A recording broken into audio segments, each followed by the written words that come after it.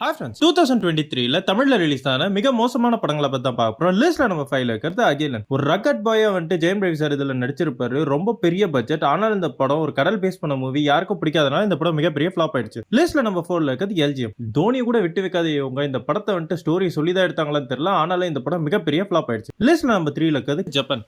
Rajamurugan sir direction கார்த்தியோட 25th பிலிம்னு பயங்கரமா start ஆச்சு. ஆனா இந்த படத்தோட கார்த்தியோட மாடுலேஷனால இந்த படம் மிகப்பெரிய ஃபிளாப் ஆயிடுச்சு. லிஸ்ட்ல நம்ம 2ல இருக்கிறது சந்திரமுகி 2. மிகப்பெரிய எக்ஸ்பெக்டேஷன்ஸ்ல ரிலீஸ் ஆச்சு. ஆனாலுமே எல்லாரும் செம்ம மீம்ஸ் போட ரெடியா இருந்தாங்க. அந்த மீம்ஸ்க்கு ஏத்த மாதிரி சரியான கண்டென்ட்டாவே இந்த சந்திரமுகி 2 மாட்டிக்கிச்சு. நீங்க நம்ம சேனலை சப்ஸ்கிரைப் பண்ணா மறக்காம சப்ஸ்கிரைப் பண்ணி ஃபாலோ பண்ணுங்க. ஸ்பெஷல் மென்ஷன்ஸ் டு காதர் பாஷா என்ற முத்துராமலிங்கம், அப்புறம் பீட்சா 3. இந்த லிஸ்ட்ல ஃபர்ஸ்ட்ல இருக்கிறது தி எவர் கிரீன் ஆதிபுருஷ்.